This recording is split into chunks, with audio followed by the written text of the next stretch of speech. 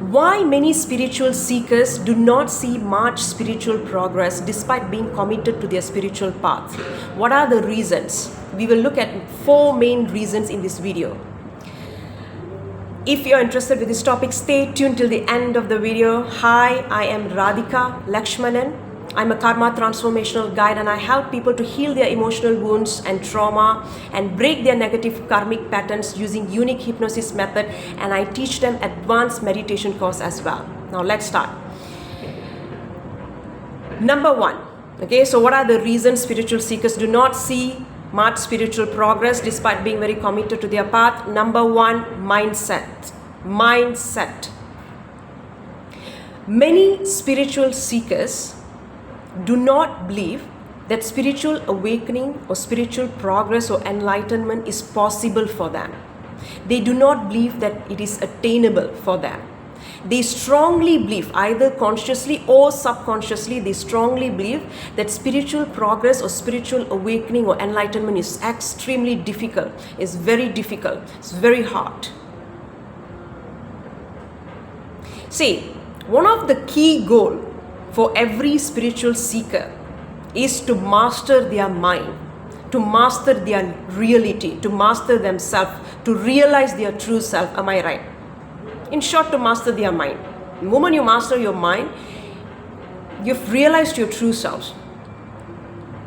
However, in the beginning, when you're on the spiritual path, in the beginning, you have to use your mind to approach the spiritual journey. In order to go beyond the mind, you have to first approach the journey using your mind. So your mind has to be in certain state in order for you to transcend it, in order for you to have a spiritual awakening or some sort of spiritual progress. When a spiritual seeker strongly believes that spiritual progress or awakening is unattainable or very difficult, they automatically close themselves off to spiritual growth. This fear has been taught to us, okay, the fear that spiritual awakening is so difficult, hard. This fear and these beliefs has been taught to us by the older generations who have been on spiritual path. Just because some people are older than us doesn't mean that they are right. Look for my other previous videos where I said that why spiritual awakening is much more easier right now. Okay, it's in one of my older playlists. You can check out my older videos. I've posted a video that said that I spoke about spiritual awakening, why spiritual awakening is much easier right now in this era. Okay, so when we strongly believe that spiritual progress is unattainable, we automatically close ourselves off to spiritual growth. Because subconsciously, we believe, consciously or subconsciously, we strongly believe that we are unworthy and undeserving of receiving the divine's blessings for spiritual awakening, enlightenment, or high spiritual progress. We feel that we are not worthy, that we are not good enough to receive blessings for spiritual awakening. We assume that only extraordinary people or some special people with some special abilities are fortunate to have spiritual awakening, which is not true, which is not necessarily true. Every one of us have an opportunity to have some sort of spiritual progress and spiritual awakening if we are sincere on our path and if we take the right steps. Okay? So subconsciously, many of us believe that it's difficult. So we automatically close our body, mind and soul from receiving the divine's guidance. We automatically block ourselves from allowing the spiritual awakening to take place in our life. In order to have spiritual awakening, we need to have certain type of mindset. We need to have a sattvic mindset, which simply means our mind needs to be in a very positive, harmonious and calm state. If our mind is very chaotic, clouded, negative state, it's very challenging for us to have any type of spiritual progress. So when you strongly believe that spiritual awakening is difficult or you are unworthy of receiving it, you are in a negative state. Your subconscious limited beliefs and the tendencies of your karmic patterns, your karmic blueprint will block you from receiving the spiritual progress. So when you strongly believe that spiritual progress is attainable, is possible for you, that you are worthy of receiving a spiritual awakening, that you are worthy of receiving the divine's blessing for spiritual progress, you will naturally open your body, mind and soul to receive the divine's guidance, to allow spiritual awakening to take place in your life, to allow spiritual growth to unfold in your life.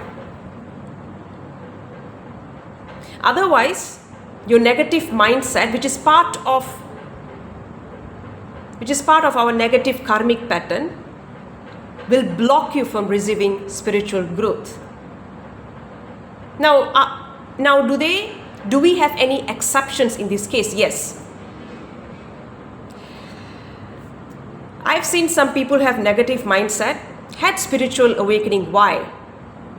Because their misery was unbearable. Their misery was unbearable to the extent they had to totally surrender to the divine intelligence. When one totally surrenders to the divine intelligence, many of them will have spiritual awakening. Okay?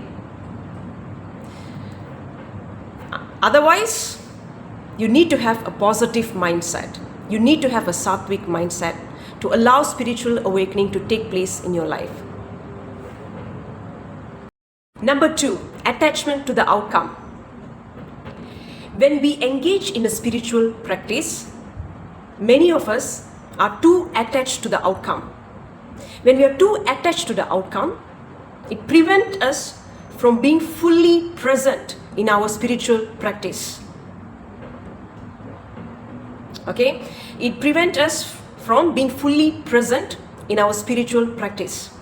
So when we are too attached to the outcome, the practice will feel burdensome, forced, or it will feel as if it is done out of obligation rather than from a place of love or genuine desire to seek the truth. Some spiritual seekers, their desire for spiritual progress is from their ego. They want to have spiritual progress in order to feel superior, in order to feel more special and more superior than others, rather than seeking the truth or to be one with the divine intelligence. So the desire for a spiritual awakening or spiritual progress must come from a genuine desire to seek the truth and genuine desire to be one with the divine intelligence and genuine desire to break their karmic patterns, rather than from the ego in order to feel superior or special than others.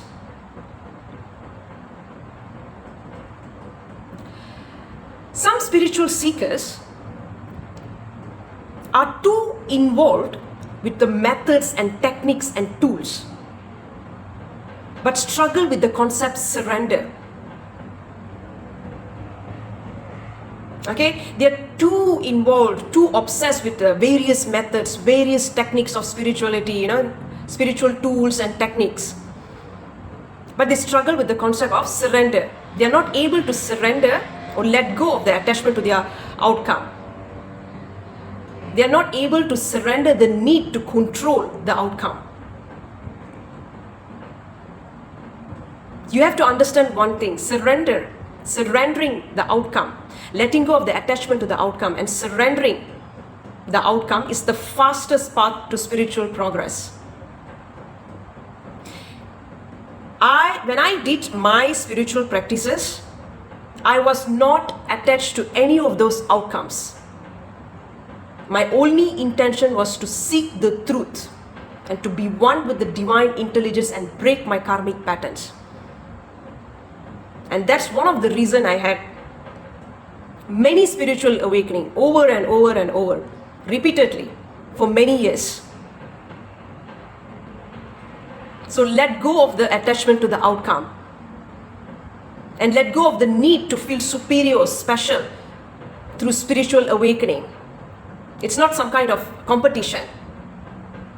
It will happen when you have genuine desire to seek the truth and be one with the divine intelligence. Number 3, attachment to external authorities. Many of us are too attached to the external authorities for spiritual guidance, such as spiritual teachers, spiritual gurus, priests, spiritual leaders, religious leaders, scriptures, books, and any other spiritual tools, any other spiritual or religious tools. While it is perfectly fine to get external support for spiritual guidance, we must remember that all these spiritual tools, including spiritual teachers, are just tools and ways to and means to connect with our higher self, with our true self, and with our own intuition. They are just means and ways and tools to go within. Okay? You are not meant to cling on them, okay, for the rest of your lives. The problem here is many of us put them on a pedestal. We glorify them. You have to understand one thing. Many scriptures, many spiritual books and religious books, irrespective of the religion, can be any religion, okay, have been modified and altered, and much information have been erased by the middle people or by the organization who leads those religion or spiritual community for their own selfishness. Okay, those information, many of those information have been altered, erased to fit this selfish people's agenda. While the founder of that religion or founder of that spiritual method or teachings might have been very genuine, their information might have been altered, okay, might have been altered, which eventually mislead people, okay. The founder of those religious books or teachings might have been extremely sincere and wise. However, their information might have been mistranslated, and that will mislead many of us. Because it's most probably those teachings has been founded 200 years ago, 300 years ago. So there are many religious and spiritual narcissists out there who will misuse these religious concepts and tools and teachings to mislead people.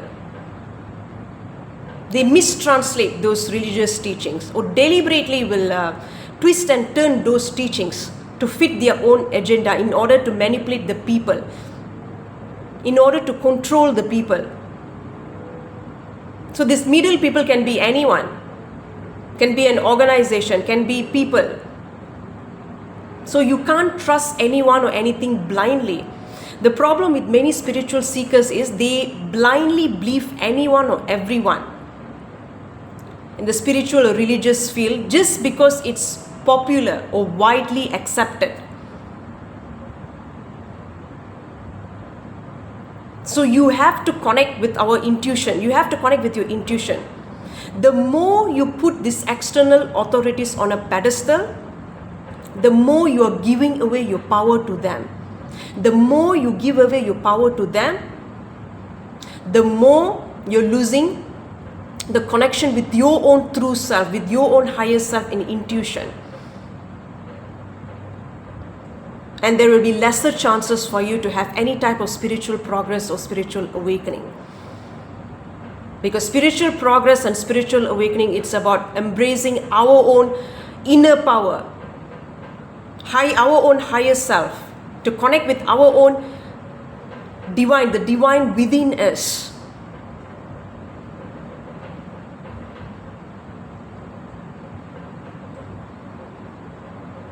So the more you put the external authorities on a pedestal, the more you are blocking yourself from your own intuition and higher intelligence, because you are blindly believing those external authorities just because it's popular or widely accepted, or because your ancestors or parents have told you that it's great. Let me tell you something. There are lies and truth in everything. So you have to use your discernment and your own intuition to find out which is the truth, which are the lies. The problem with many seekers are they refuse to question the external authorities or tools or teachings that have been taught to them. Question everything with an open mind, not with a narrow mind, with a closed mind. Question them with an open mind to seek the truth. Number 4. Spiritual bypassing and toxic positivity. This is one of the major problems for many spiritual seekers. Many spiritual seekers have this toxic positivity and do spiritual bypassing. Spiritual bypassing means someone who uses a spiritual concept to avoid facing the truth, to avoid facing their negative emotions or the darker aspect of themselves and life. They refuse to face their shadow aspect. They pretend to be very positive or very loving all the time. They think spirituality is only about loving and light and positive all the time. Wrong. Spirituality is about facing the truth. Facing the truth. About facing both light and darkness. So many of the spiritual seekers fail to do their deeper inner work. They don't do their emotional healing. They don't heal their traumas. They don't heal their childhood wounds. They have strong negative limited beliefs in their subconscious mind. So rather than doing this deeper inner work to heal their limiting beliefs and negative emotion and past emotional wounds, they are covering it up with toxic positive emotions, fake positive emotions and thinking or mindset. When you have a wound, you have to first clean the wound, and then you place a plaster on top of it. If you don't clean the wound, if you place the plaster on top of the wound without cleaning it, it will get infected. Similarly, if you don't face your unhealed negative emotions, limited beliefs, or your shadow aspect of yourself, and if you try to be positive or pretend to be positive or loving without healing those emotions or without healing those limited beliefs on looking at your own shadow aspect, you will only have spiritual delusions and placebo effect. You will assume that you have some sort of spiritual progress, but that spiritual progress is a fake spiritual progress. It will be a fake spiritual progress. It will be a placebo effect or some sort of delusions. It won't be a genuine spiritual progress or spiritual awakening. I've seen this happening to many spiritual seekers many times. I'll give you an example. They wouldn't have genuinely forgiven their abusers or their betrayers or someone who have done dirty to them. But they'll pretend to forgive them. They force themselves to believe that they have forgiven them. So rather than sitting with their unhealed emotional wounds and resentments to heal them, they immediately cover those resentments and unhealed emotional wounds with fake positive beliefs or with toxic positivity. So they come up with terms like forgive your abuser, you have to forgive your abuser, you cannot feel anger towards your abuser, you are never a victim. They will gaslight you, and they will gaslight themselves as well. They don't only gaslight themselves, but they also gaslight others around them. When someone comes to them to express their unhealed emotional wounds, when someone comes to them to express their sadness, their past emotional wounds or abuse, these people immediately gaslight them and make them feel guilty, make others feel guilty for feeling negative emotions.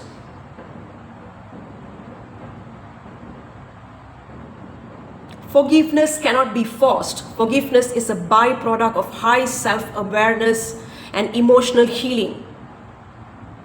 It cannot be forced, and it shouldn't be forced. These are the people who come up with terms like don't blame your abuser, don't judge people. They will gaslight you and minimize your feeling and downplay your trauma. And they don't only do it to you, they will do it to themselves as well. And that's the problem, and that's one of the reasons they don't have any type of spiritual awakening or progress, because they refuse to face the truth about themselves and about the reality. They are very immature. Their spiritual teachers in their spiritual texts would have said something else, but these people would have mistranslated those teachings. They don't have wisdom to interpret great masters' teachings. So they mistranslate them, they misunderstand them, and they misuse many spiritual concepts to not only gaslight others, but also gaslighting themselves from facing the truth. They pretend to be so loving and positive, but in reality they have so much of unhealed emotional wounds and negative beliefs in their subconscious mind, which is part of their negative karmic patterns, is part of their negative karma, but they refuse to face it. They are living in this la-la land, this delusional land, thinking that, they are perfectly healed. So these are one of the main reasons for many spiritual seekers who are not able to see much progress in their life despite being committed to their path. So if you know more, let me know in the comment section. Do you like this video? If you like, please don't forget to give me thumbs up, and please share it with others. Please share this video with others, because they need to know the truth. Let me know about your opinion in the comment section. Thank you.